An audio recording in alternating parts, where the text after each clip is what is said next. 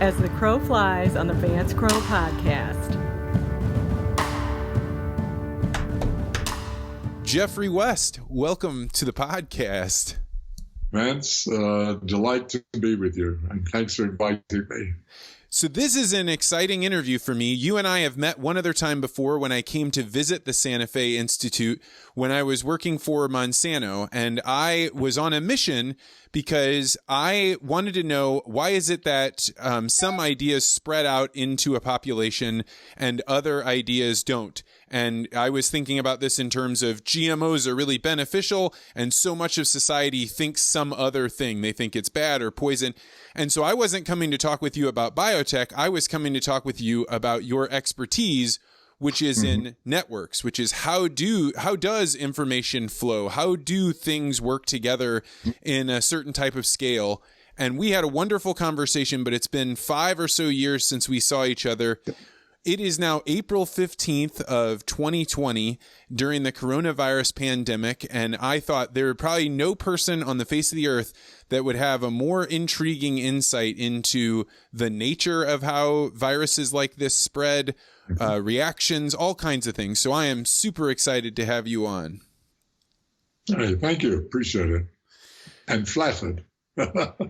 So to start off, you have a theory that you developed out at the Santa Fe Institute that I think is fascinating, but probably takes a little time to explain, which is how cities scale and why it's important to understand that. Could you give me a rundown and take all the time you need to do it over a podcast?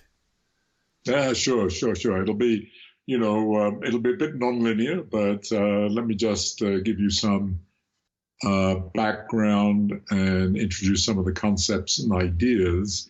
And obviously I'll keep it non-technical and try to speak only in English, so to speak.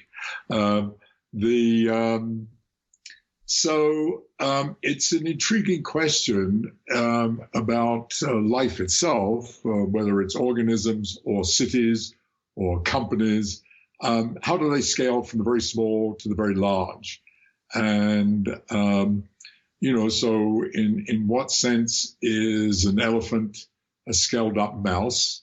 And in what sense is New York a scaled up St. Louis, for example? Now, at first, that seems sort of a weird question because each of these things that we talk about have their own unique histories. They sort of evolved by some kind of evolutionary process, whether it's a city or an organism. And that involves all kinds of sort of accidents that happened in their development. And so it would seem that if from that viewpoint, even though there's obviously some commonalities, there would be tremendous variation as you looked between them. And in fact, I'm sure, when you think of, let's say New York, Los Angeles, St. Louis, and Santa Fe, you look at them, they're very different looking cities, and they have different histories, geographies, and cultures, in the same way that if you look at a whale, elephant, giraffe, a human being, and a mouse, likewise, they look very different. They live in different environments, different evolutionary histories, et cetera, et cetera. But here's the amazing thing, is that if you make any measurement about them, if you measure any sort of basic physiological quantity or life history event meaning, how long did they take to mature, how many offspring do they have, we're talking about organisms, it turns out an extraordinary regularity emerges just from the data. So let me just tell you that, first of all, to take it away from cities, about organisms. And I'll make it even more confined. I'll just talk about mammals, because that's simple to think about, of which we're one, of course.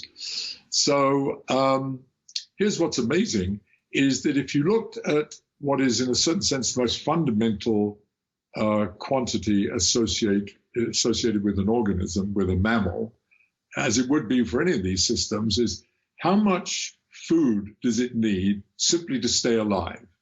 And that, of course, that's the metabolic rate. How much food you need to eat a day to keep an elephant alive, a giraffe alive, a whale alive, a human being alive, etc. Ours, as you know, is about 2,000 food calories a day. So what is that number for these other animals? Well, when you look at those numbers, it turns out they're not arbitrary, and they're not, in fact, they all relate to one another in an extremely elegant and simple way. And what the rule is that you discover by looking at the data is, roughly speaking, the following. Maybe this is the easiest way to think about it. If I double the size of a mammal, I go from a mammal that's, I should have had an example in mind maybe. If you go from a mammal that is 100 grams to one that's 200 grams, you would have expected that you would eat twice as much food because you have twice as many cells. So, cells are basically the same as you go across all mammals. But in fact, what you find is that every time you double the size, whether from 2 grams to 4 grams, 200 grams to 400, 2 kilograms to 4 kilograms, whatever, double it anywhere, systematically, you find that instead of doubling the amount of food that's needed, you only need 75%, roughly speaking. So there's this generic rule, which means, puts also slightly differently when you think about it, that the bigger you are, the more efficient you are, because per cell or per gram of tissue, per gram of meat, so to speak, a bigger mammal needs systematically and predictably less food, less energy intake to stay alive. And so that law, which has been known for, 75, 80 years, is known in biology as Kleiber's law. It was discovered by a biologist named Kleiber in the 30s. And it turns out this law isn't just for mammals, it's for all organisms. I mean, it's true of fish, birds, insects, crustacea, plants, trees, cells, everything follows this law.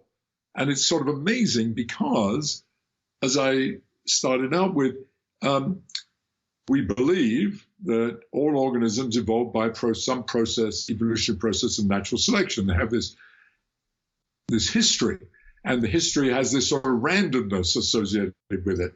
So you would have thought there would have been, there might have been some relationship, but it would be a very random kind of relationship between the different metabolic rates, rather than a relatively, on the scale of which we're talking, a relatively precise relationship for something like metabolic rate. So that started the whole story back in the 30s.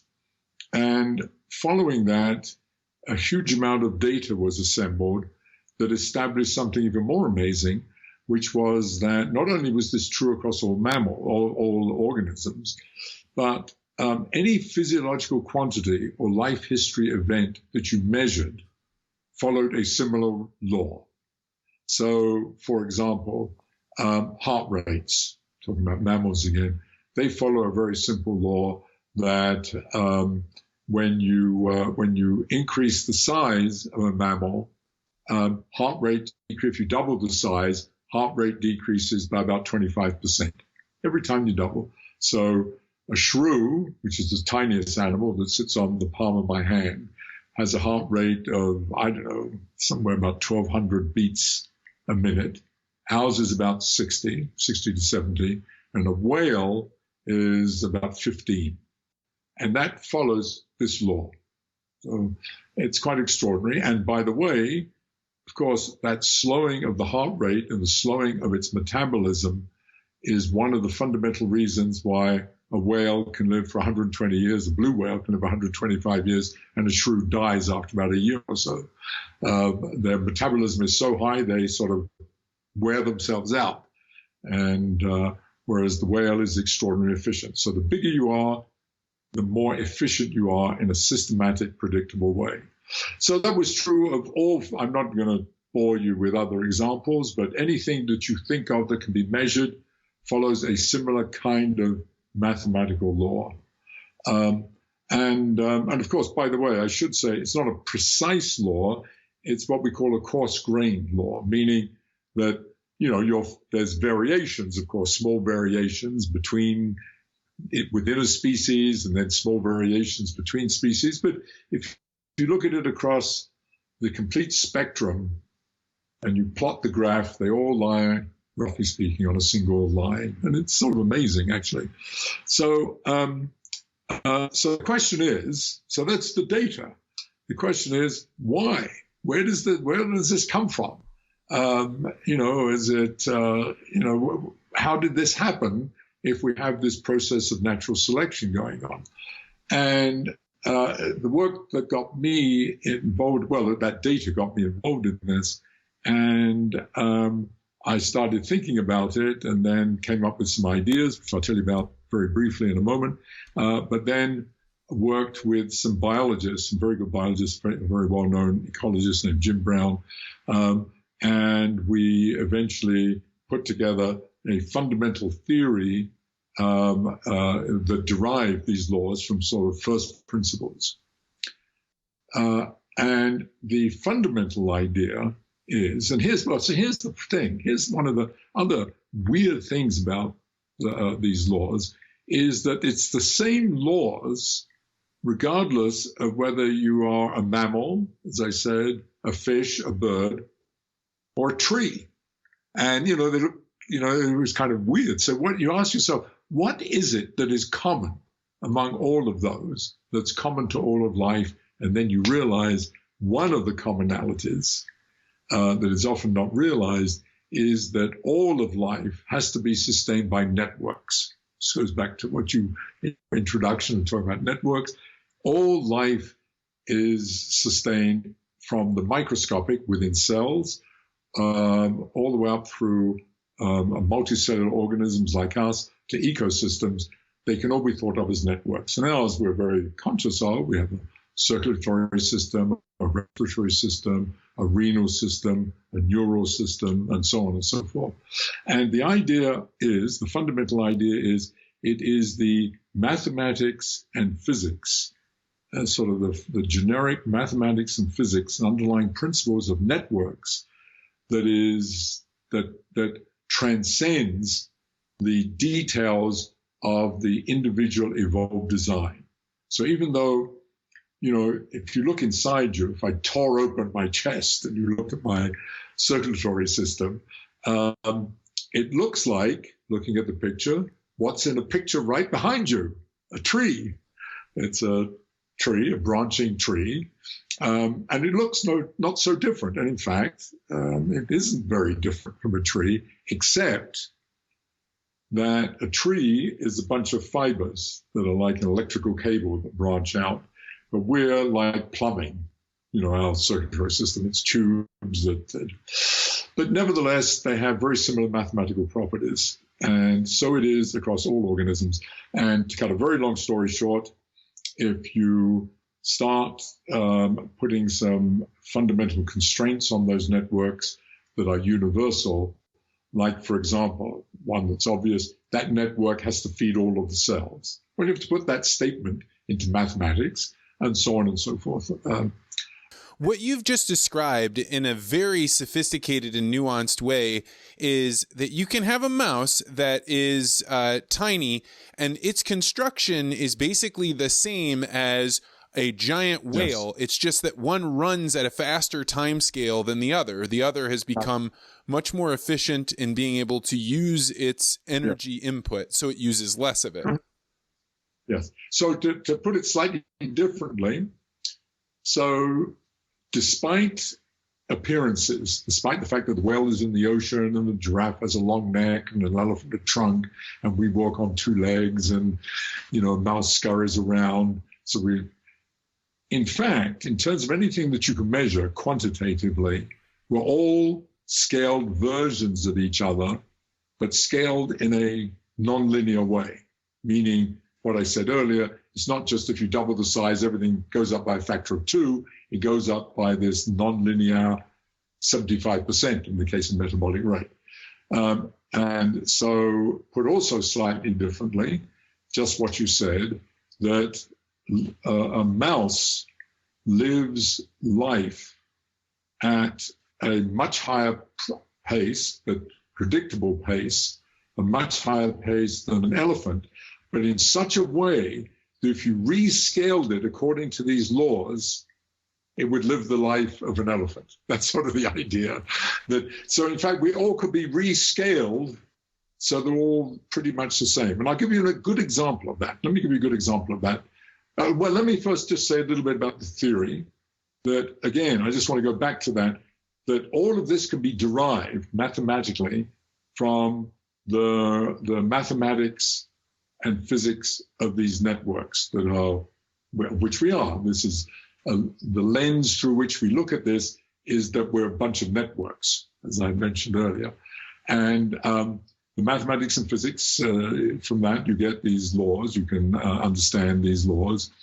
And one of the things indeed that comes out of it is not just the physiological laws, but also the ones that you brought up a moment ago, that is the way in which time changes from the small to the large. The pace of life slows systematically as you get bigger. So one example of that is the following, is that I mentioned heart rates decreases with size, but it also turns out lifespan, how long you're going to live, increases with size.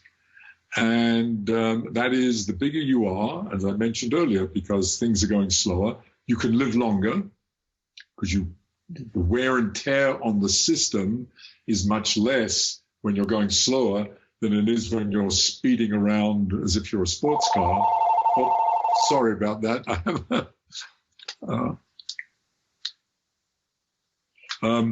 Is that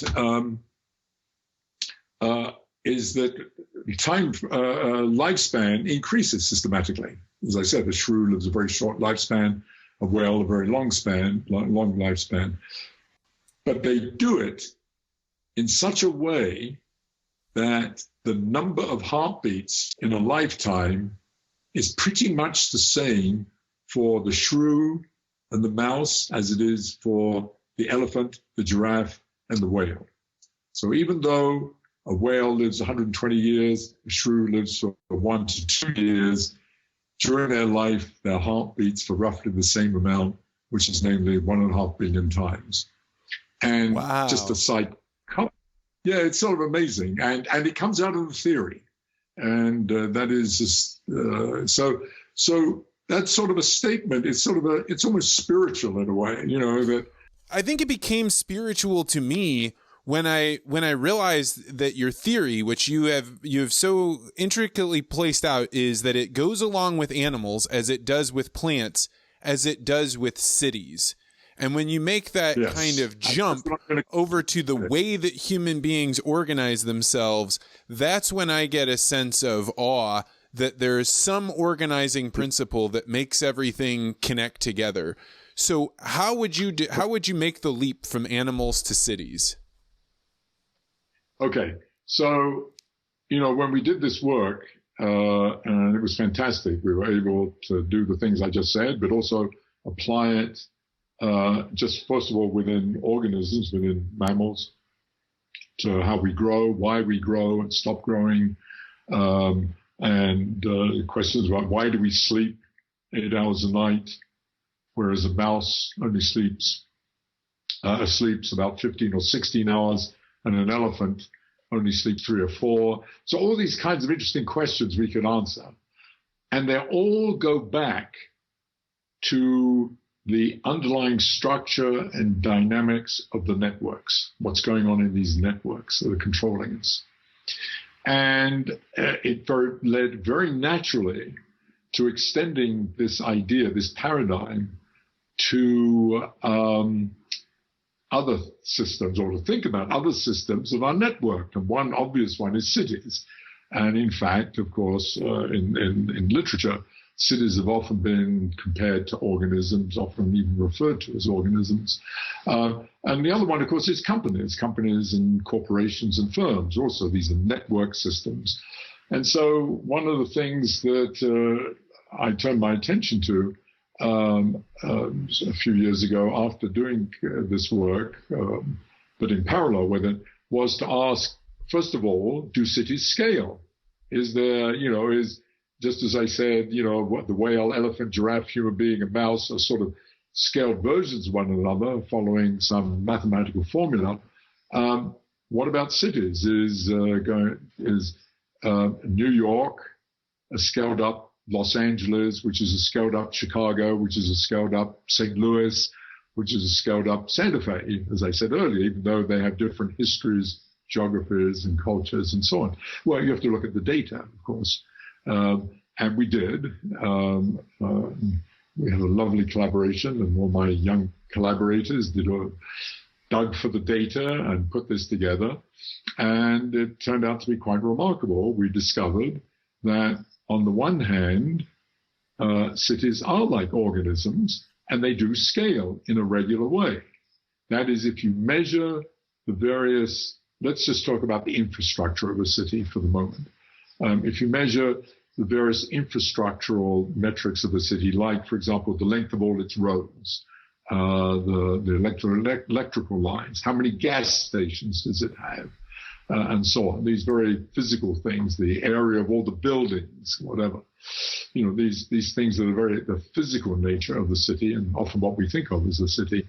It turns out, just like in biology, they scale in a systematic way.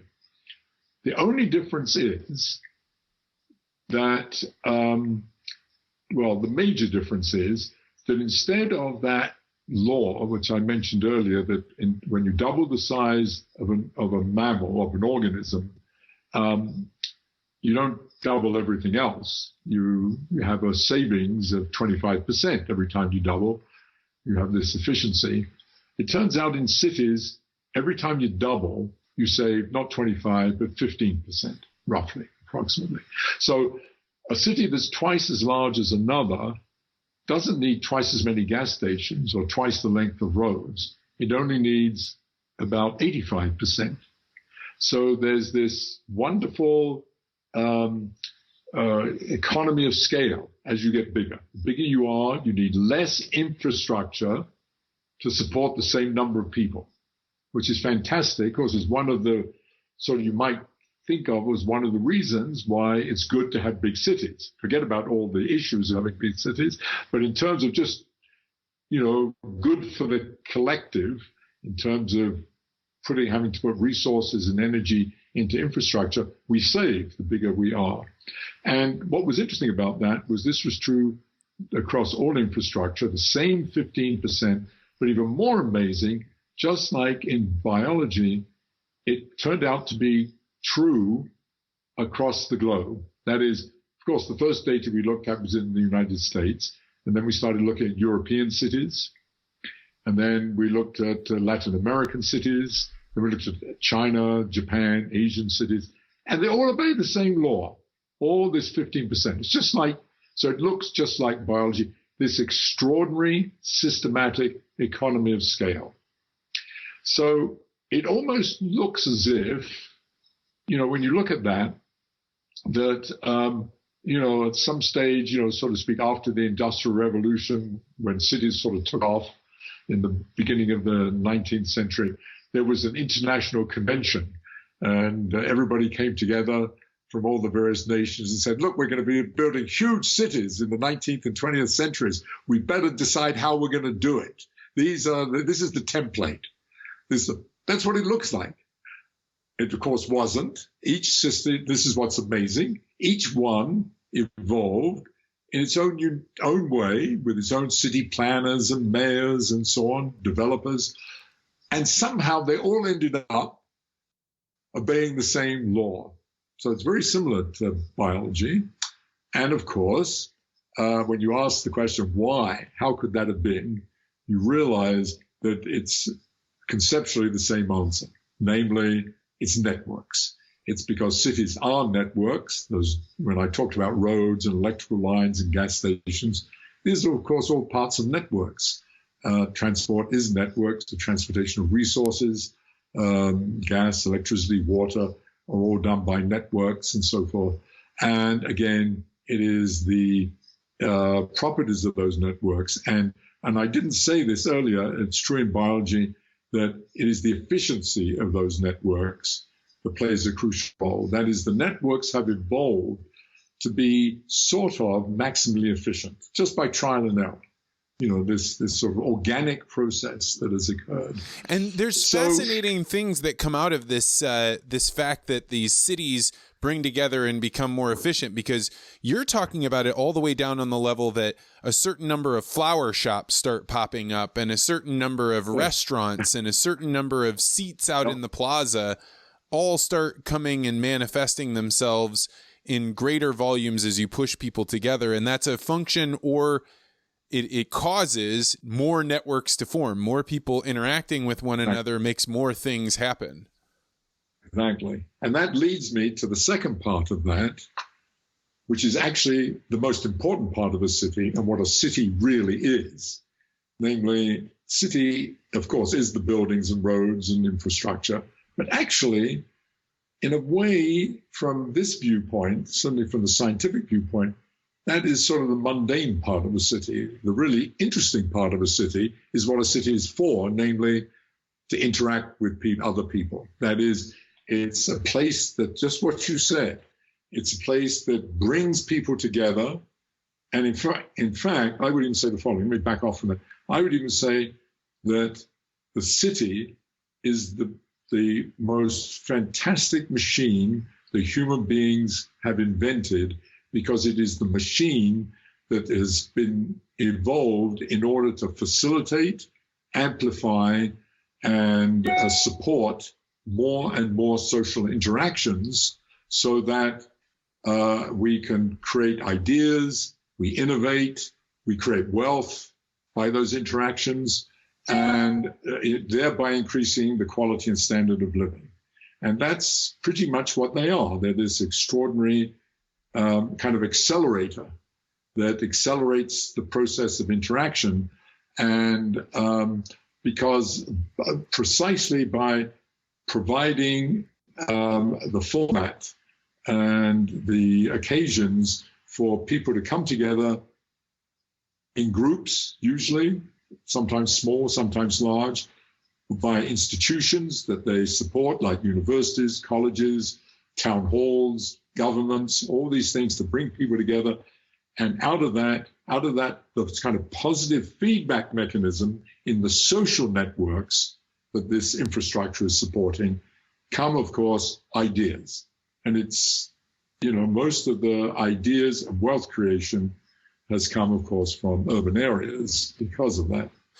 It strikes me that as you're saying this, we were talking just before we got started, a huge percentage of my audience right now is loading up planters or getting them ready to go out into the fields or round up cattle or run their pigs.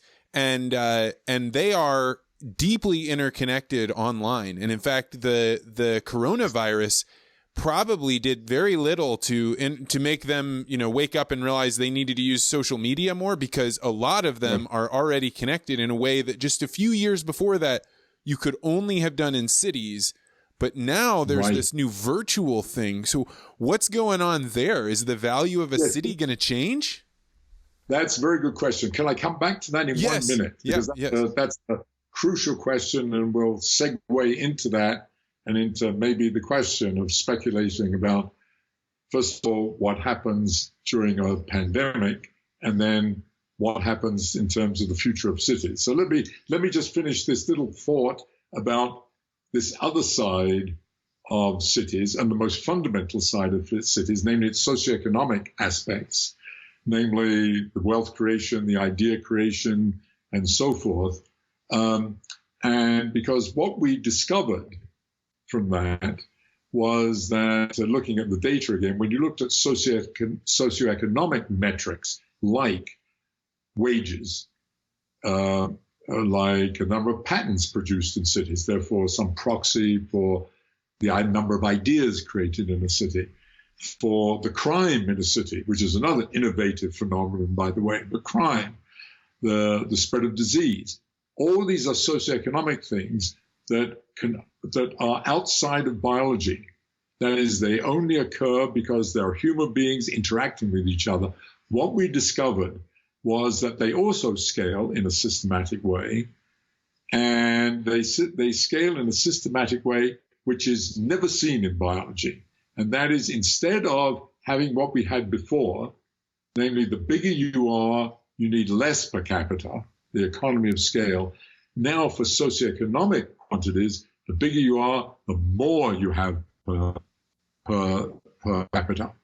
So that the bigger you are, the higher the wages per capita. The bigger you are, the more patents produced per capita. The bigger you are, the more crime per capita, the more disease per capita, all to the same degree, all following the same scaling law. And the scaling law is, if you double the size, you get 15%. You don't just double the number of crimes or double the number of patents, you get a 15% added value to it.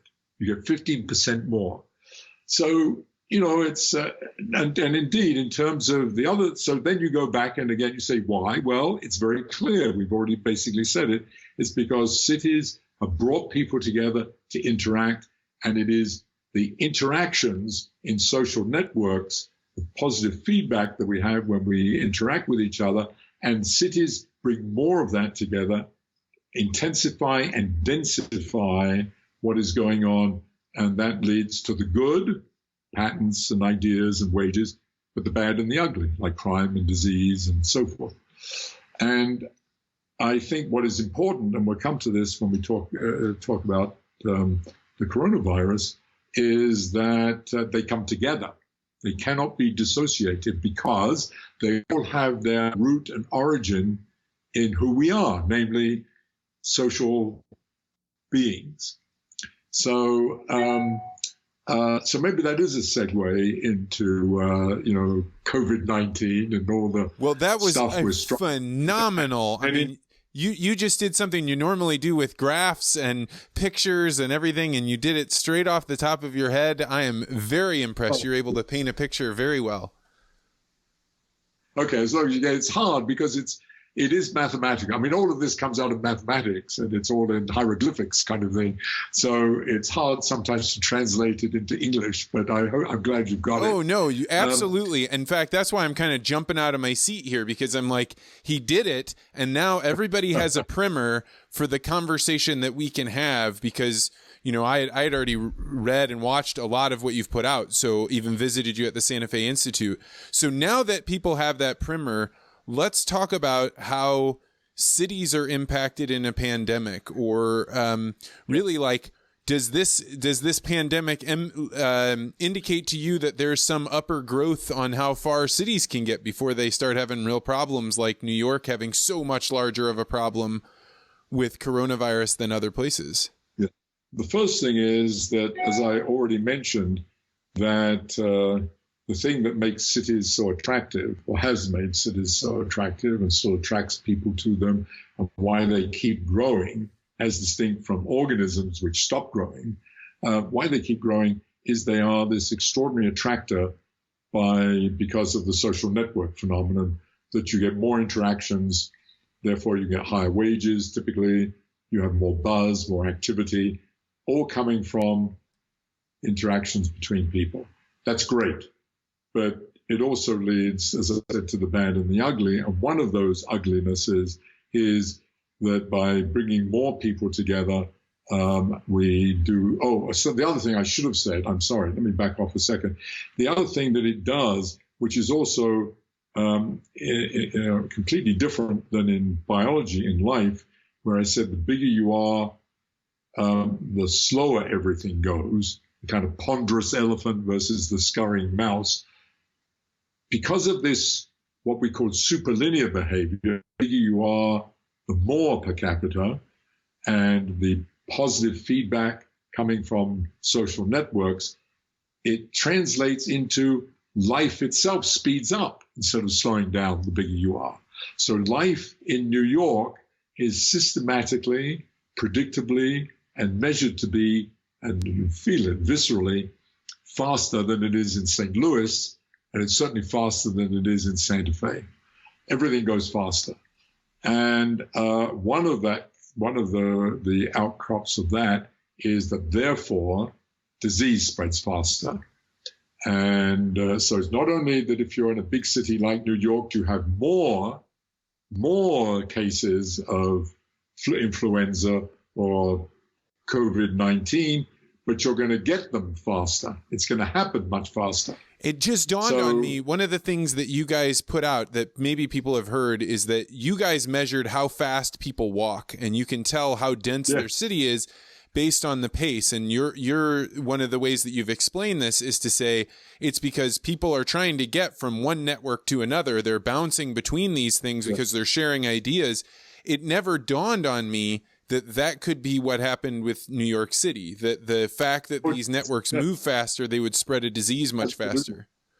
Absolutely.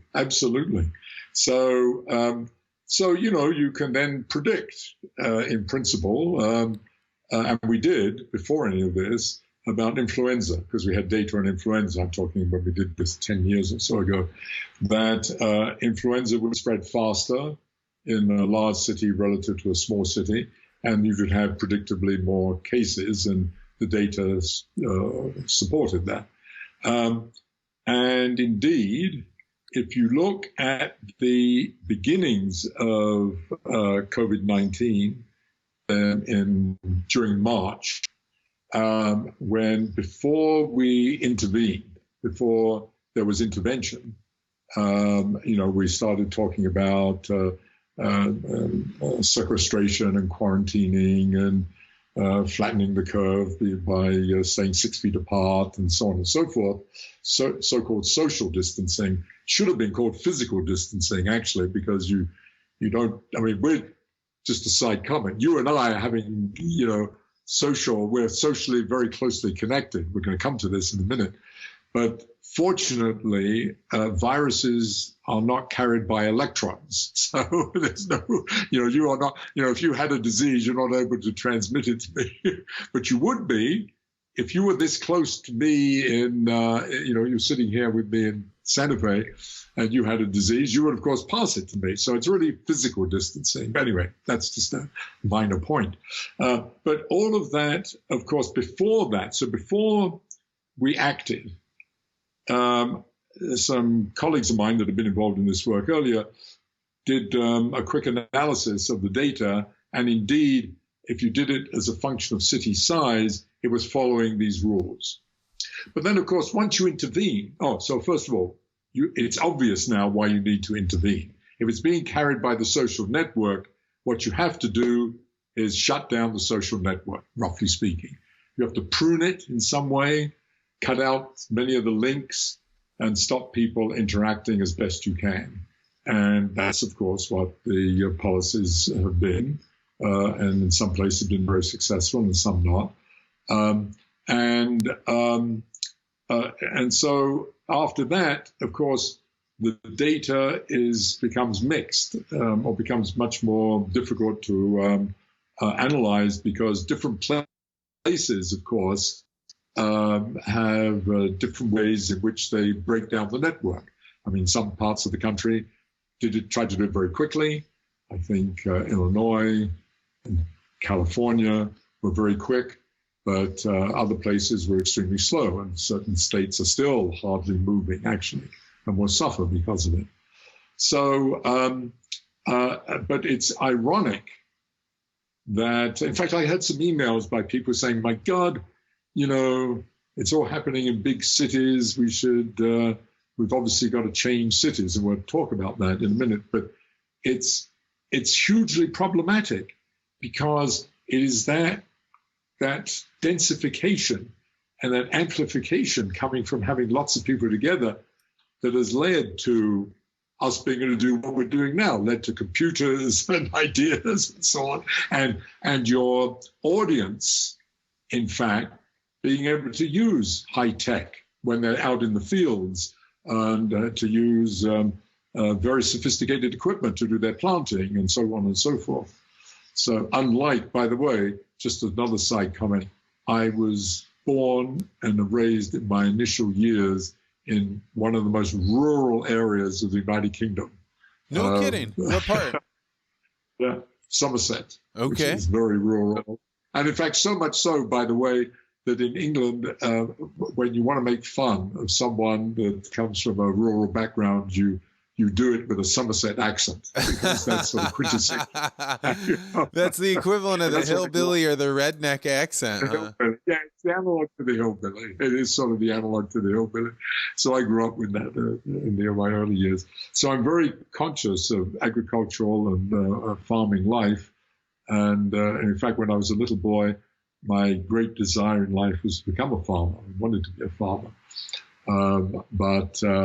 Anyway, so that the change from that existence, farming in the 1940s, to farming now is is completely different, and it's been fantastic. It's extraordinary, but it has been driven by the ideas and technology created typically in urban environments, obviously, and so. But on the other hand, we pay a price for that, and one of the prices we paid for it is speeding up epidemics and pandemics. And so it's a very challenging question.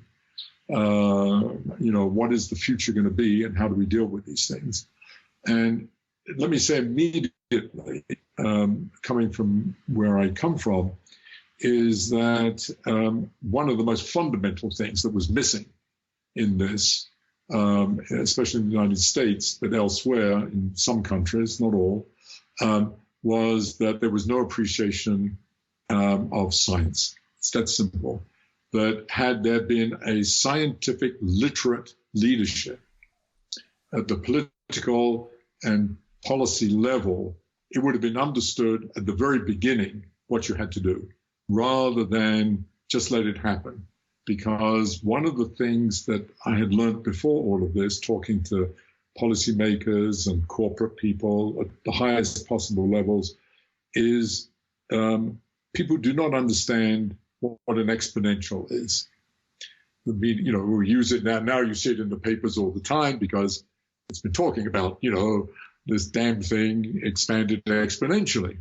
And indeed, we understand the mathematics of that. We can derive those equations. So any graduate student in epidemiology would have told you this.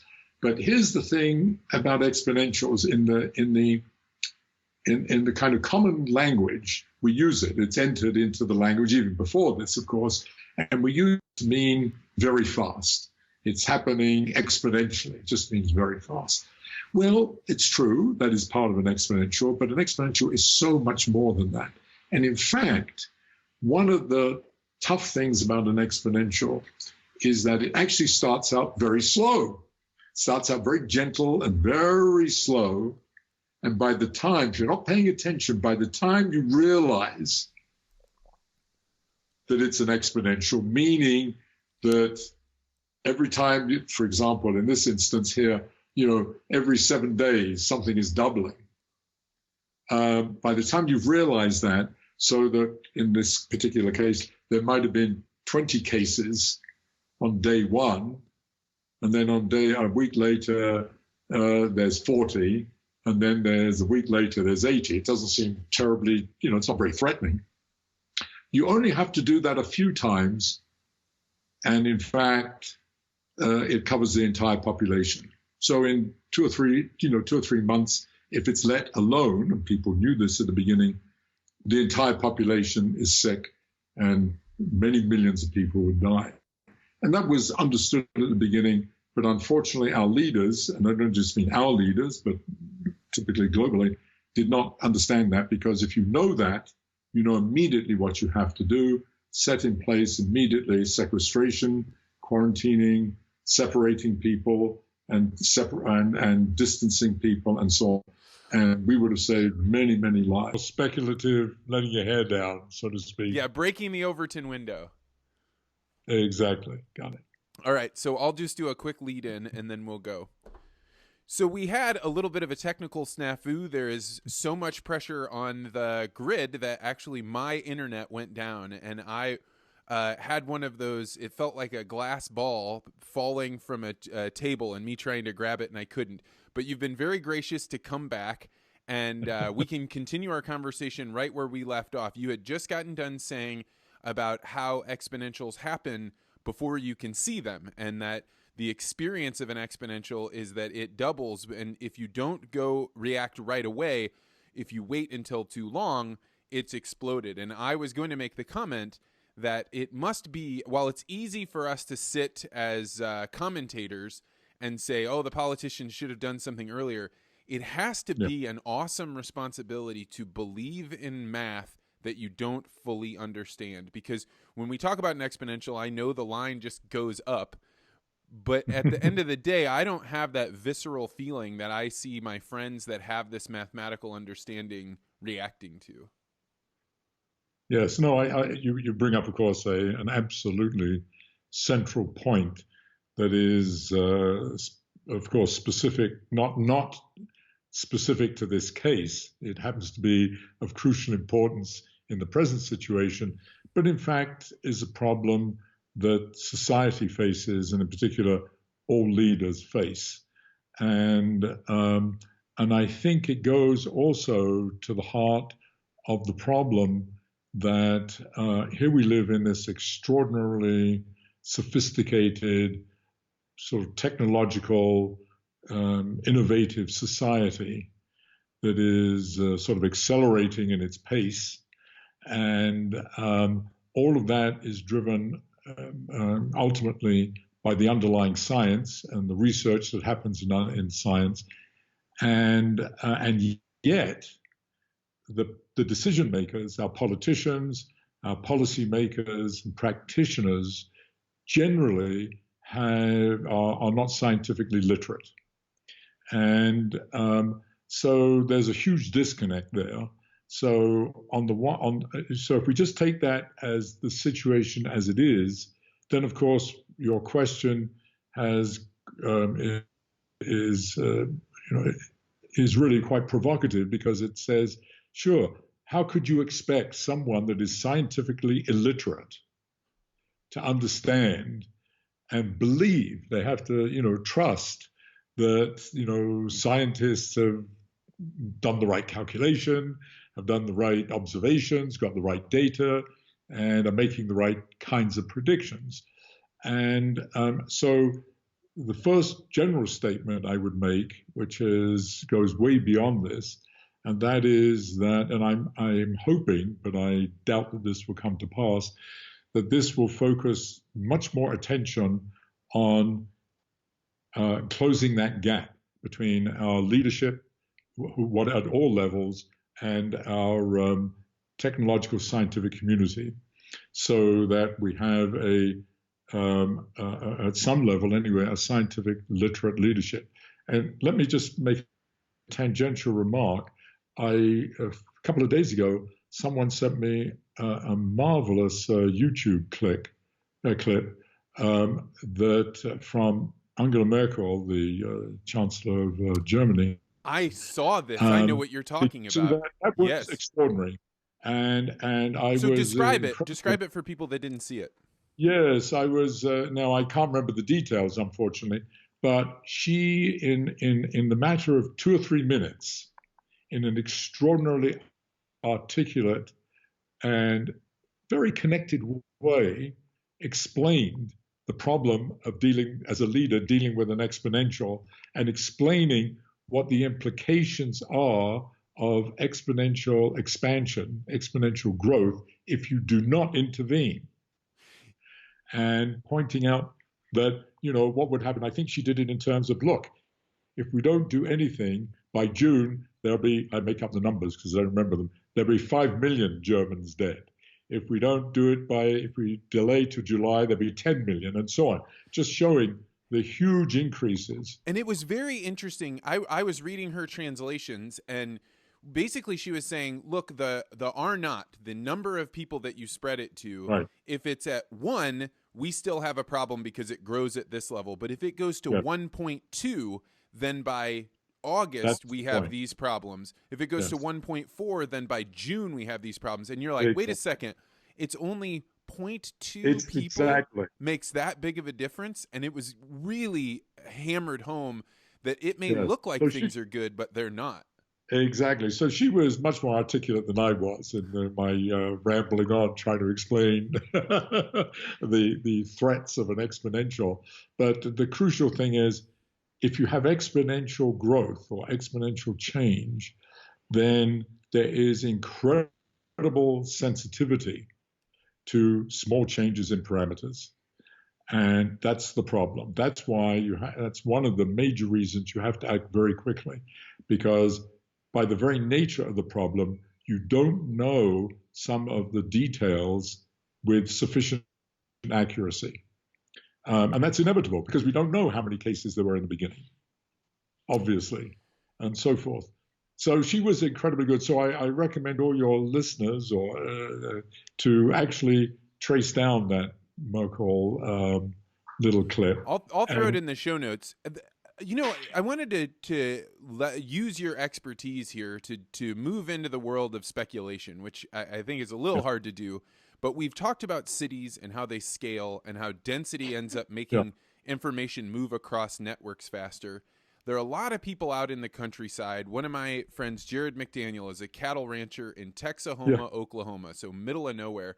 And he's wondering out loud, are people going to move out of cities and try and get to the countryside now? You've been studying cities for a long time. Is this a pandemic that is a blip and we don't ever see the population impact? Or 20 years from now, do we see that's when cities took a dip and people started moving out of them? Okay, it's very good. Excellent question.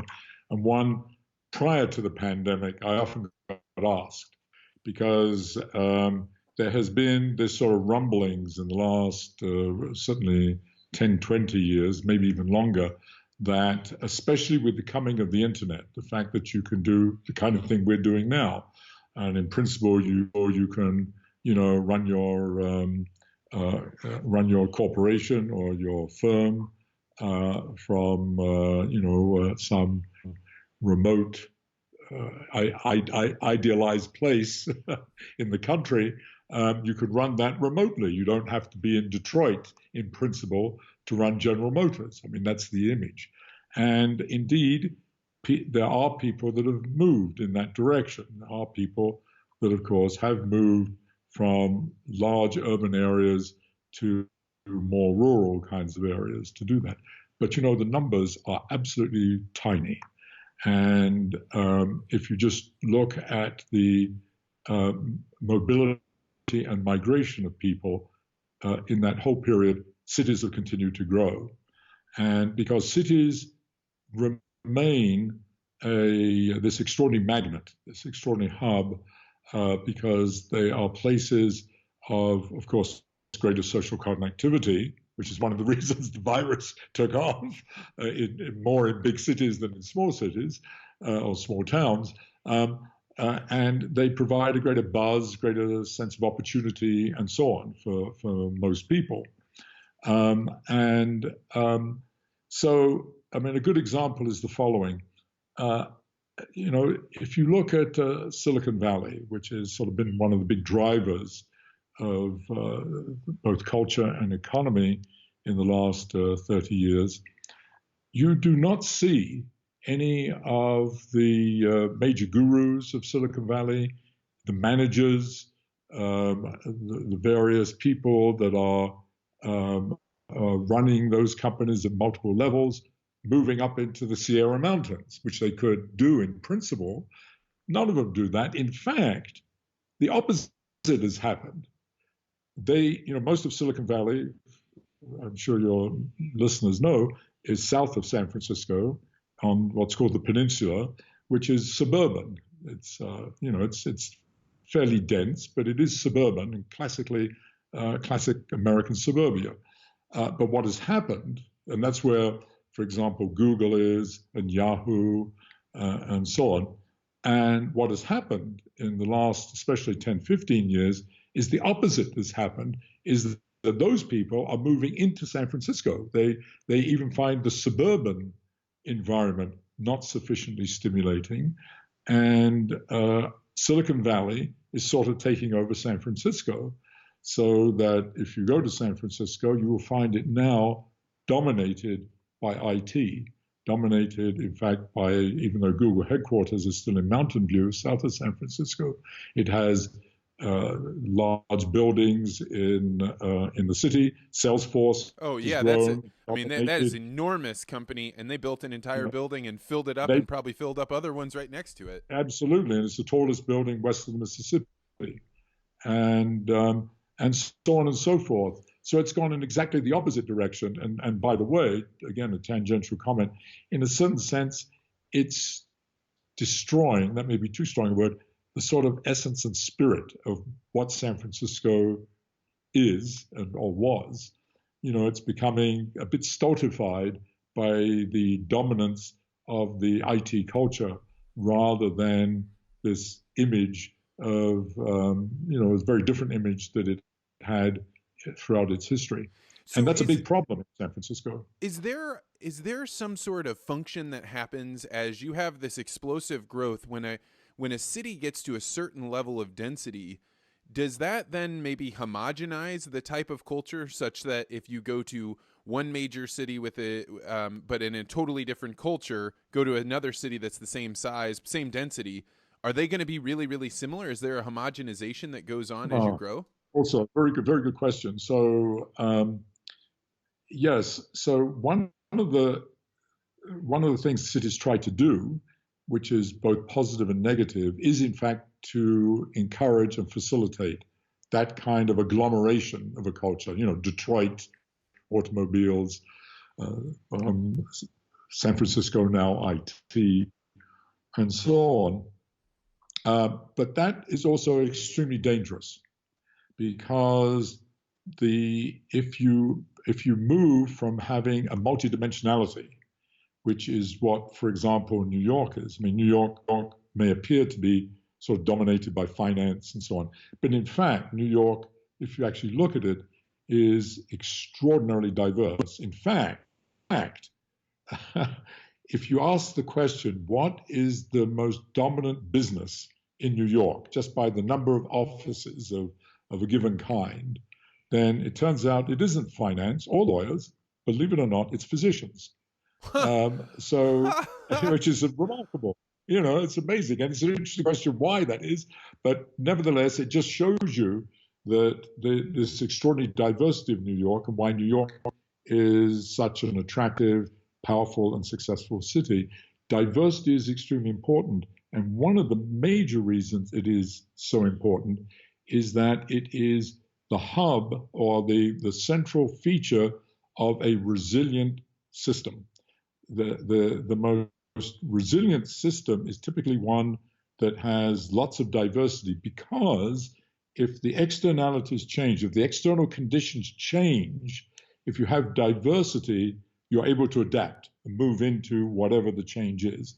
And so a city that is, so that's, for want of a better word, monocultural, like Detroit. So Detroit was dominated by the automobile industry. And not only that, not just the manufacture of cars, but all of the multiple components that go into car manufacturing. So that when the automobile industry changed, and that was changed because of manufacturing elsewhere, and in particular, the move towards more efficient, smaller cars, which was not, of course, the image and culture of Detroit. Detroit was too big, too locked into a single culture, too locked into a single way of thinking, that it effectively collapsed. I mean, General Motors and Chrysler did collapse, and it's sort of, one had to go outside of the free market system to save them. Being diverse is crucial, and one of the dangers for a city like San Francisco, for example, going back to the original question of mobility and so on, is that with, ironically, the influx of people into the city within a single culture, they have the potential, although it seems weird to think of that at the moment, that when things change in the IT industry or even in the overall culture in terms of IT, San Francisco will be in trouble, just like Detroit was. Oh, that's very interesting. Just one last thing. One of the typical trajectories of these things is it looks at any time, it's a bit like the exponential narrative. It looks at any particular time like, how could Detroit ever be in trouble? I mean, I'm an immigrant. When I came to this country, one of the first things I heard was that famous statement, what's good for General Motors is good for the U.S., right? And just to remind us, General Motors effectively went bankrupt just a few years ago. So we cannot be complacent. So there's an interesting dichotomy that you describe here, which is that so much culture gets created where these high density networks are. These are where new ideas can slam into one another. You get different art forms that collide, and then new things are created.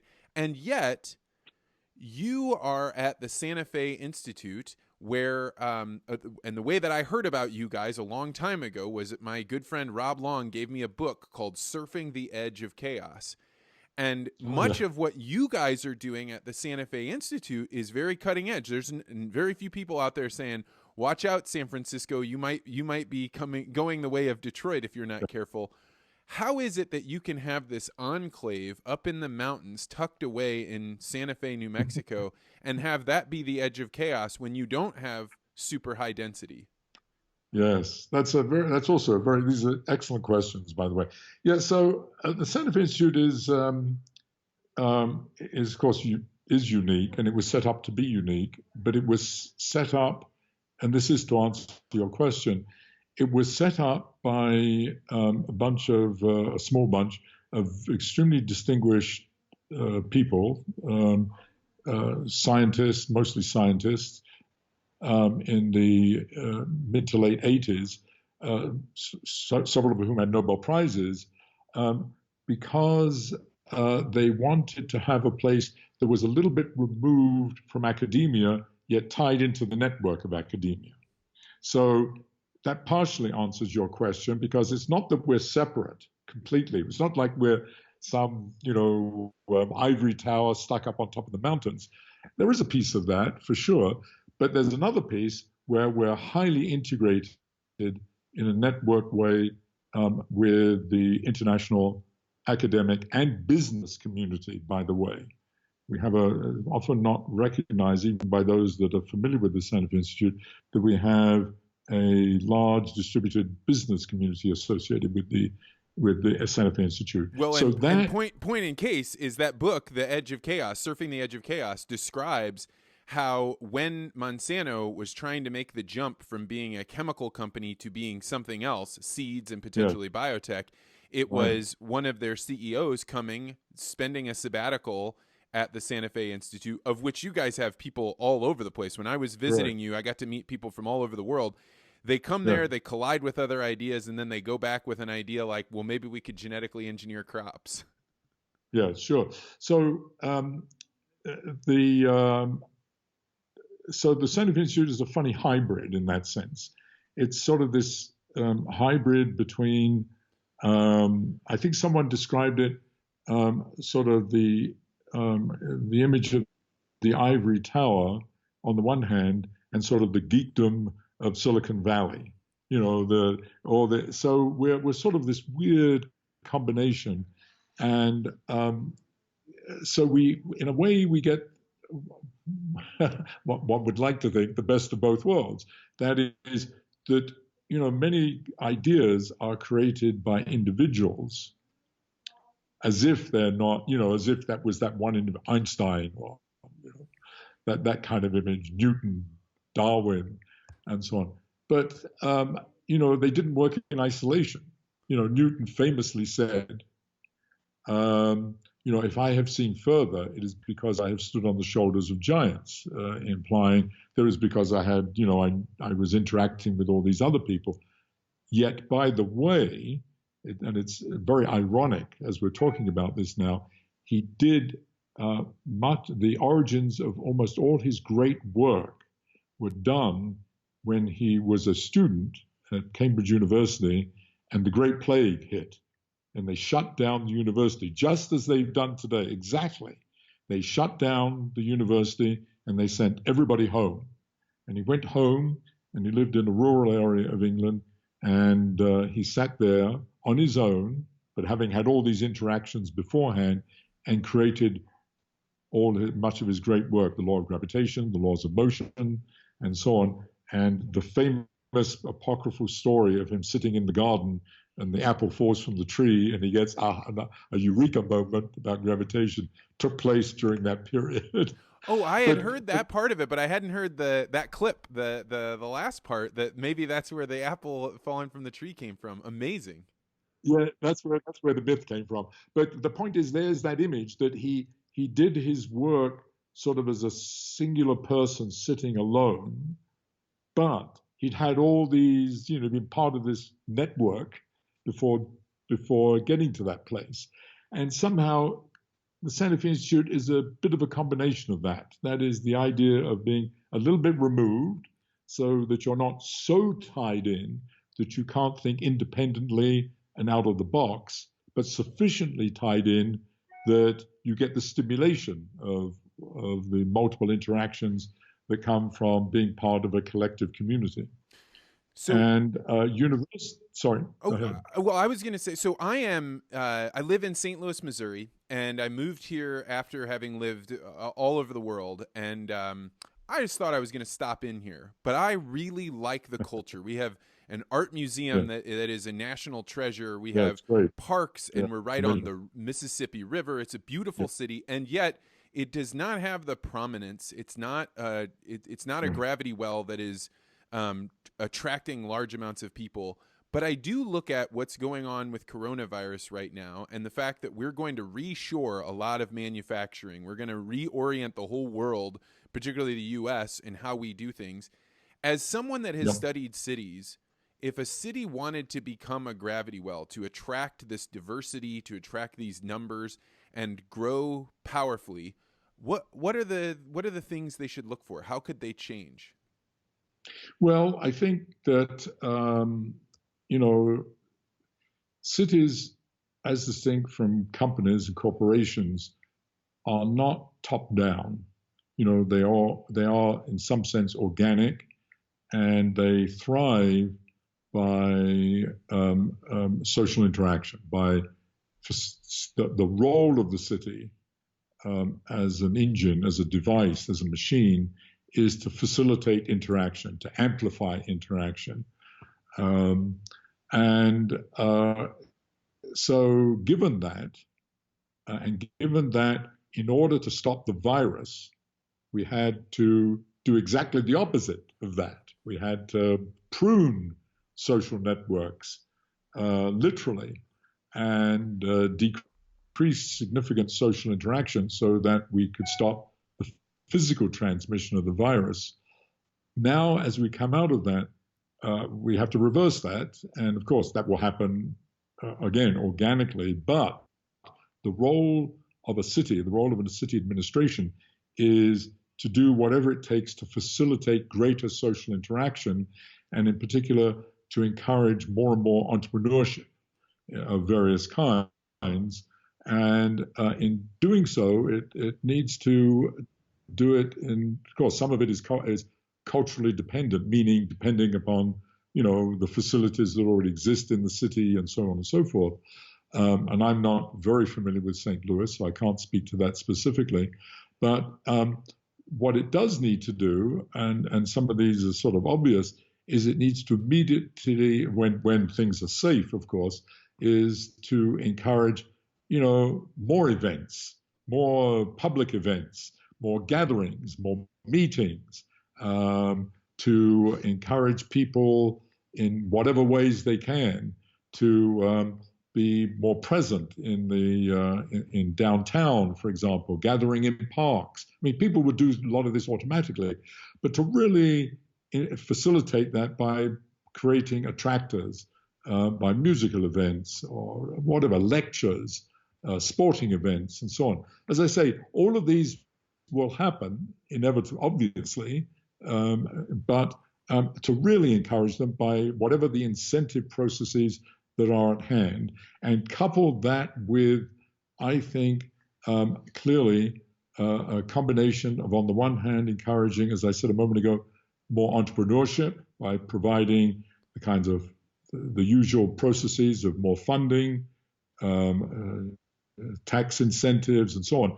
But also, crucially, I think, is to provide as best they can safety net for those that have been left behind or find themselves in this horrible situation of being furloughed or let off and jobs have not appeared. So there needs to be intervention, and regardless, I believe, of where you are on the political spectrum, I think this is a period where we need a role of strong government. Government has to take a leadership, but a leadership less in that kind of top-down way, but in a facilitative role. And that's very subtle, and that depends upon the wisdom, if you like, of mayors and their administration or governors and so forth. So, I'm being very general, of course, and each city and each state has to do what is appropriate for that city or state. And in terms of, St. Louis, you've emphasized in this. St. Louis, of course, is a highly cultured city. It has a very unique history in the United States. And just across the river, on the other side of Illinois, is Cahokia Mounds, which was one of the largest Native American civilizations in all of North America, and it's because of where the river was. So I had an idea back when Amazon was doing that thing where they were saying, hey, let us know what you want to do to attract us to come here. And my thought was, Amazon is going to want to get delivery. So St. Louis should try to be the first city that's going to allow as much autonomous delivery as possible. And the knock-on effect of making a law change that would say we are going to have the loosest, freest drone laws to be able to make people either it's driving delivery or air delivery is that in agriculture, you also have people needing drones, and you need to have places where those people can get together. And you're not going to do it in San Francisco because you have to drive so far to get to open airspace.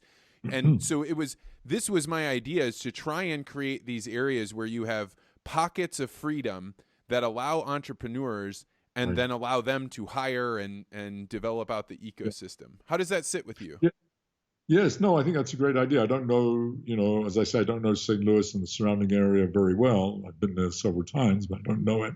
But I was actually going to say that St. Louis is an example of a vibrant city that also is contiguous with sort of the agricultural heartland of America, and also sits in a pivotal place geographically in the United States. So, it would be, of course, it's sort of obvious to try to take advantage of all of that. And an idea like you have proposed, I can't say whether that's it's going to be good, successful, or whatever, but sounds exactly the kind of thinking. That's the point. That's the kind of thinking one needs to do as one moves into the next phase, as we go from recovery into long-term future and long-term sustainable future. So, in St. Louis, they have the St. Louis Cardinals. And from the outside, it looks like, hey, these are just a bunch of fans that really love baseball. But when you live here, you realize a huge amount of business happens at baseball games, right? People come with somebody that they've been wanting to meet up with for a while. They have tickets. They sit down and talk, and they work out a deal. And by the time they're walking out of there, business has happened. New relationships are going on. When you look at a summer of no sports or no picnics or what does this do to a culture and to whether it's a city or even on the more macro scale? No, that's why I say, that's why, it's extremely important. It's absolutely urgent that a city encourages as many events of that kind as it can possibly manage.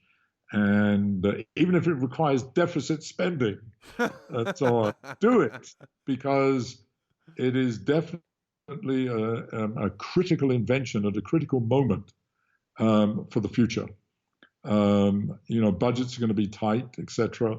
But getting things moving, in the sense of rebuilding, in the language I've been using, those social networks. And part of that is the modularity, the way the groupings within social networks. That means the companies, the sports fans, the concert goers. Get the blood flowing again in a serious way. And indeed, I very much resonate with what you said about the St. Louis Cardinals and the role of sports, regardless of what you think about them, in the role of a city. It's part of its identity, but it also plays this kind of hidden role of bringing people together often in a serendipitous way. And that's what you want to do. You want to mix things up. This is a stage where you want to stir the pot even more, because it's moribund at the moment. It's in hibernation. The city is in hibernation at the moment, effectively, in terms of its socioeconomic activity. So, getting whatever it is, doing whatever one can, whatever it takes to get all those networks flowing again. There's something very novel about the hypothesis that you have that cities scale like animals do or like plants do, but you've also made an observation that cities have a unique characteristic in that they don't die. They maybe go away for a while, but there's something that can grow up inside of there. That, to me, right now, gives me a lot of hope. Can you describe that component of this hypothesis? Yes. So one of the things actually that got me into this work originally was the observation, which I began to realize people hadn't really focused on at all, was that the two major social organizations that dominate society are, on the one hand, companies, in general, firms, corporations, but companies, businesses on the one hand, and on the other, in terms of social organization, are cities. And they have various things in common, of course, obviously.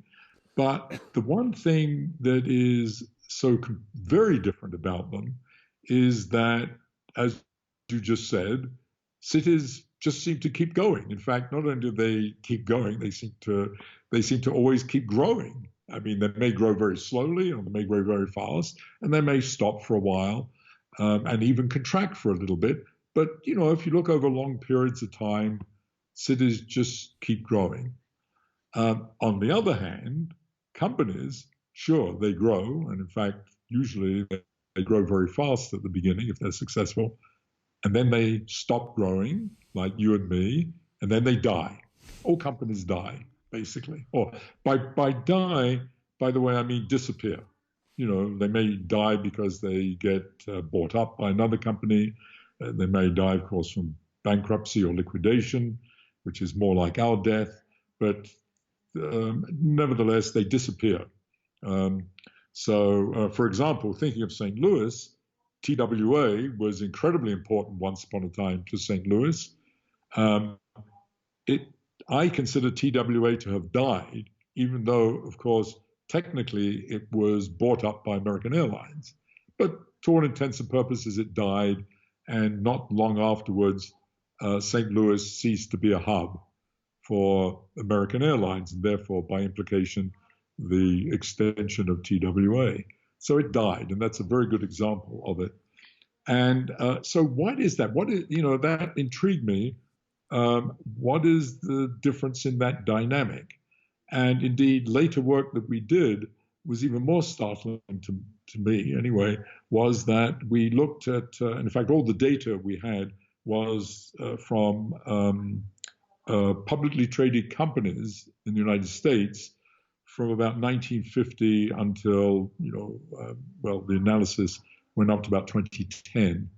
And one of the things that we learned from that is that, so to speak, the expected lifespan of a U.S. publicly traded company, that means one that's already been sufficiently successful to have traded on the markets, is only 10 years. So, that's sort of amazing, because that means half, actually, to be more technical about it, if you take a cohort of companies in a given year, within 10 years, 10 of them will have disappeared already. So, long-lived companies are very unusual.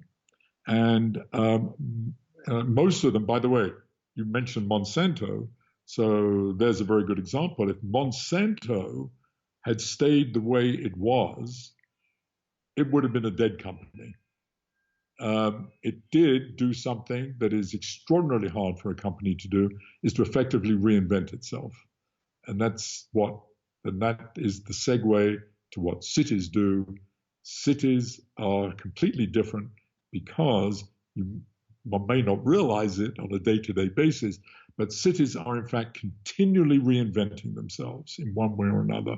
It may take several years or decades, but cities do. Of course, there's a core that remains the same. Obviously, there's a certain culture that remains the same, but they're continuing. And the reason for that is that cities are not top-down organizations, and they're very multidimensional. I'm sorry, my landline is ringing. It's I don't know if you can hear This is that. gold, man. Okay. Keep running. But cities are multidimensional, and as they grow, they get more and more multidimensional, meaning they get more and more diverse. So if you look at the diversity of business types in a city, that means the different kinds of businesses at various levels, how many different kinds of lawyers, different physicians, different, what are manufacturing and so on. If you look at those cities as they grow, that diversity continually increases, and the most successful cities are the ones that are, it goes back to what I said earlier, the most diverse, and that allows them to be incredibly resilient. Companies, on the other hand, typically go the other way. They might start out quite diverse because there's lots of fantastic ideas we have for this product and that. We're going to try this. But of course, the market forces narrows that because some products are extremely successful, and even ones that you thought were very clever and very innovative, turns out they don't sell. So you junk those. And so gradually the dimensionality of the company shrinks. And when the market forces change externally, bump, you disappear. And that's sort of cities don't do that. When I learned this hypothesis about companies, it was like having the lights turned on, and all of a sudden I could see this all around. And one of the things that I observed is that as a company gets older, people, as they add more people in, those people have freedom, but then they make mistakes. So you start putting in a rule, and then another rule, and then a bureaucracy and a system, and it starts gumming things up. And I don't know if it's scar tissue or if it's just that the organs are decaying. But what ends up happening is they get so slow and so labored that the only thing they can do to invent new things, and I think this comes from your observation, is to find a new company, buy it, and kind of turn into a vampire, suck out the new blood, and then try and keep that going. But it really only gives you another year or two. Monsanto bought the Climate Corp. They sucked the new blood out of it, and then they were vulnerable and got bought by Bayer, and they're gone now. Yeah, so that's very typical. What you described is very typical, because what happens is that companies, as they grow, more and more constraints are imposed on them, and more they impose, and this is the crucial point, on themselves, precisely because of that process. This part doesn't work very well, so you put a new law in, a new constraint, or what companies do, despite their image, when this isn't working well, well, we'll just leave it alone and we'll form this new piece within it. So you grow, so you have all these kind of useless appendages that start to accumulate, and the bureaucracy and administration becomes the company. And the innovative kind of part that was the soul of the company in the beginning becomes a smaller and smaller proportion of it. And so again, when things change and you have to move the battleship, you have to change the direction, you can't do it. This is the fate of many companies that die. In fact, it's the fate of most companies that end up disappearing. So it's interesting then, if you juxtapose this analysis of the way that companies work and how you have to stay innovative and new, and put it against when we're facing coronavirus, you need a central government, probably Yes. one that's been solid. What's the difference there? Why is it, in your opinion, that the entrepreneurship, let freedom and the free market be the thing that gets us out of this? Well, I think it's a combination of both, really. I don't think it's one or the other. I'm sort of a great believer. I'm one of these people that's sort of a great believer in the free market system and capitalism, because that's what brought us all this stuff. But I also happen to be a great believer in government. I think government should play a significant role in our lives as primarily a facilitator. And a good government does that.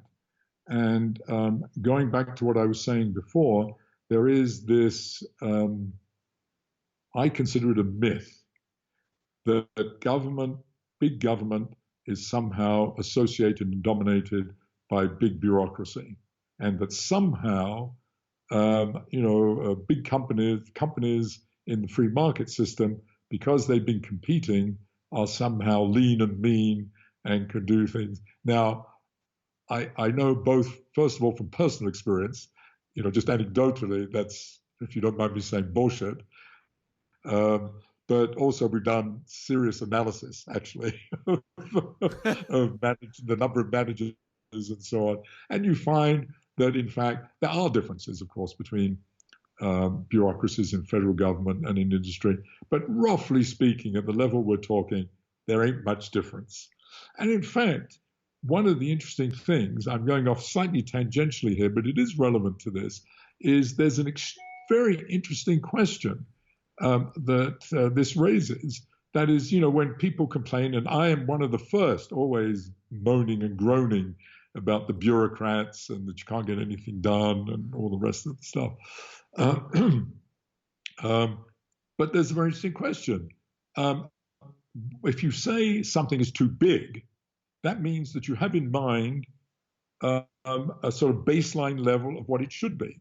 So, what is that baseline? Maybe it's in fact true that you can't run a government of the size we have, a state the size of Missouri, a city the size of St. Louis, without the kind of size and character of the bureaucracy it actually has. I mean, maybe that's what you actually need. And we can't run the Santa Fe Institute, which is a small institution, without, even though we're very small, having almost as many staff as we do researchers. Maybe that's just what you need to do the kind of job we need. So that is a question which, ironically, as far as we can tell, has not been seriously examined quantitatively in a kind of more scientific framework. It has, of course, been discussed, but it's mostly narrative and the kind of stories about bureaucracies. But one wants to have a very serious data-driven analysis of this. So, but that relates to all these questions, and it does relate to the question you asked and about attacking the virus, the COVID-19 disease, and that is that we do need a combination of both. We need, obviously, the buy-in from the private sector. We need to reinvigorate it and do the kinds of things that I talked about before. But to do that, you need government to help stimulate it, both financially, but also in terms of providing vehicles for things to happen, to reconnect people, to reconnect things. And one of the things I think am I allowed to make editorial comments in this? 100%. This is free. We are So free one of the things I've been very place here. disappointed. I was very surprised at was the role that our president and his administration took in dealing with this, in not being facilitators, rather than either being top down on the one hand, and at the same time not taking responsibility for providing federal leadership across the country, coordinating everything and so on. That is the role of government. And in the same way, the role of, and especially because this funny metaphor of using a war, we're fighting a war. Okay, if you take that metaphor seriously, we do fight wars. And the way we deal with it is we have a federal army. We don't say to each state, okay, we're going to be fighting, we're going to fight the Second World War. Okay, Missouri, you fight, you decide how you're going to fight. California, you decide where and who you want to fight. We don't do that. Obviously, it's a war. We coordinate, we come together as a nation, collectively, working together, and so on. And that's what we should have done here. So that's the role of government. And part of that role of government is to facilitate, not just coordinate the entire populace in terms of all its cities and states, but also facilitate the building of social interactions and encourage more and more entrepreneurship the way a city does. So it needs to come all the way down through this network from the very top, seeping through the network in the same way that in your body things seep, so to speak, they're pumped from your heart all the way through to every single cell. It's a completely connected, integrated system. And that is, it's not a perfect image, but it's a good metaphor for the kinds of things we need to see generally, but specifically at this time of potential crisis. So that's my kind of editorial comment. I think it's been very interesting to hear various people's perspective on how things went and who did really well or what they were highlighting. My counterpoint, but not one in that I disagree with you, but just another data point was I was shocked that the president was reading the names of companies that contributed. And it was almost like he had tapped into a NASCAR style thinking, which is you can get those companies will be first in line to say something impressive enough so that they can get the bully pulpit to have their name announced, and that makes them want to contribute more. And I thought, well, you got to give him credit. Like, that's a good way to get these companies engaged. Absolutely. No, but that is good. That's good. I mean, I'm not, Mr. Trump has done some things that are right. Absolutely. And that's one of them. And that's exactly, that was very creative, actually. And he's very good at those kinds of things, and it provides a stimulus for companies to come forward. So I have a question that is burning, and I want to make sure I get it in before we run out of time. Yeah. And that is, networks are a way for information to get from one place to another. How should, I started this podcast because I am very concerned that if you're only watching the mainstream news or you're only watching social media, of which you've curated your own little gravity well. So it's only the people that you either already agree with or why you don't agree with these other people. Right. What is it that people can do to make sure they don't fall into some echo chamber? What do you know about networks that help you stay broad and keep your ideas way far open? Boy, I wish I could answer that question. I wish I had something original and insightful to say about it, but I don't think I do, because we're in a new era, obviously, with internet connection, with electronic connection. I mean, there's many unknowns. The main thing that it will do, for sure, and it's already done it, will speed up life. Things will just get faster. That's for sure. This other problem, which was not foreseen.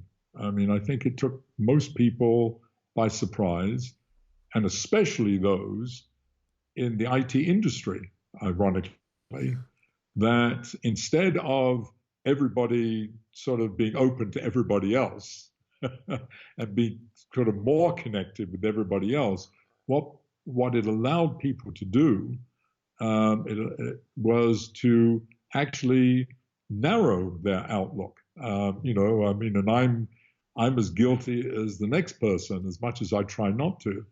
And you can't legislate that. You can't tell Google and Facebook and so on. This is the only this. You've got to make sure that Vance gets all this complete spectrum. If he wants to read the New York Times, make sure that he's always watching Fox News too. Otherwise, he can't read the New York Times. Well, you can't do it. So we can't do that, obviously. So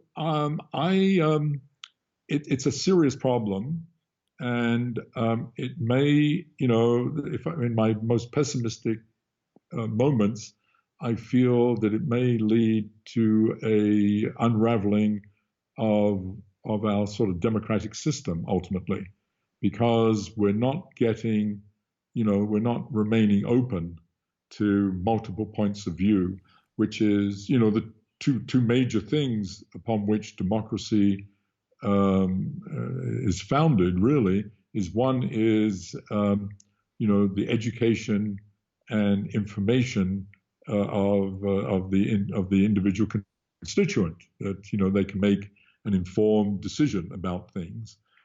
And so if you're not fully educating them, which is what we're doing, and I go back to the very beginning of this morning's conversation, for example, the vast majority of people don't learn what an exponential is. They may use it in their daily language, but they use it completely, in a very limited way. And so they don't understand when this comes, for example, and so they're not in a position to make informed decisions. But also, if, on the other hand, or in addition to which, if you then only have stovepiped kind of news coming to you, information coming to you, then of course, you're undermining the very essence of what democracy is based on. And that is very dangerous, in my opinion. And I do not know. I mean, the first problem of education we can solve. That's in our hands, and we could, in principle, do it. I don't suppose we will, but in principle, we could, and we undoubtedly should. The second is a much more difficult problem. And by the way, I believe that one of the spin-offs that's going to happen from this extraordinary event that we're all participating in, this extraordinary situation, is that it's going to accelerate what we're doing now, what we have to be doing now. That is remote interaction, remote meetings, even family meetings remotely, having dinners together remotely, going to a sports game together remotely, and so on. And so, one of the thoughts I had this past week is, what if you take the kind of end state of that, which was sort of George Orwell's 1984, basically, where you basically almost live interfacing with this two-dimensional world. I mean, that's one of its issues. Yeah, that's like Isaac Asimov, The Naked Sun, right? Where my body is like three-dimensional. Yeah, I have another. And I can't reach out and touch you. I can't smell you. I can't. So it's very different. It's viscerally completely different. It lacks a certain soul. It lacks a certain essential feature. And one of the thoughts I've had is, can man and woman live by the internet alone? Is that conceivable, or is it like sleep? Namely, you can have as much nutrition, as good nutrition as you could possibly imagine, as much entertainment as you could possibly want, as much money and resources as you could possibly want. but if you are denied sleep, you will die very quickly. So is the internet like that in some ways? I mean, I'm taking an extreme kind of image, but that if we force ourselves always more and more to interact this way, are we, in some sense, is a piece of us dying? And what does that mean? Or it could be that we just evolve into something different. Our culture is something completely different, in which case cities might become something different. This experience, first of all, going back to the one of the things that coronavirus has done for us is given us a shared experience, a global shared experience. It's the first ever truly global experience ever, right, for human beings. And it's interesting because we all experienced it almost completely apart, right? Like you and I have not come in contact with one another, but we've now had this shared experience. But I take your point, like, on the one hand, I've connected with my friends and my family in ways that I have not in years, right? So you have way more of this. And also, I have discovered that you can get a hold of the most important people in the world. They'll take your phone call because they're stuck at home, like yourself.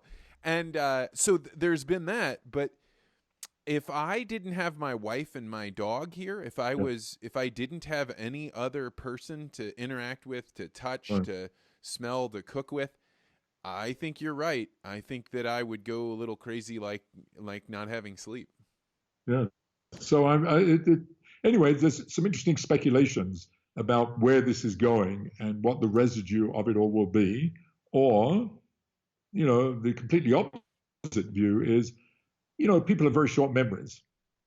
And, you could easily imagine in even months, but certainly in a year, people saying, well, it wasn't so bad. It wasn't terrible. What was so, look, turns out there weren't so many people. A lot of people died, but it wasn't that many.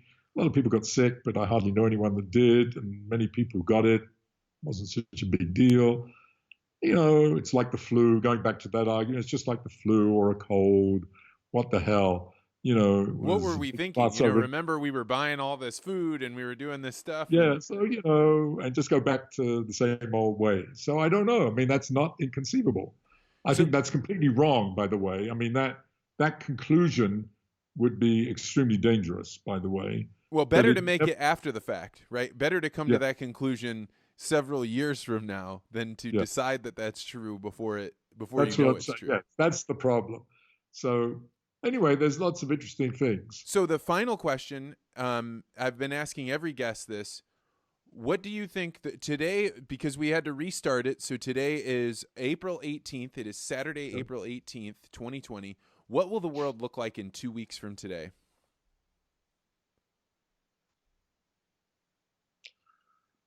Two weeks from today. That's interesting. I think it won't be so different, but there'll be more buzz. There'll be, we're already seeing it. I saw this morning that, first of all, the president, was trying to get people to liberate their states, whatever that means.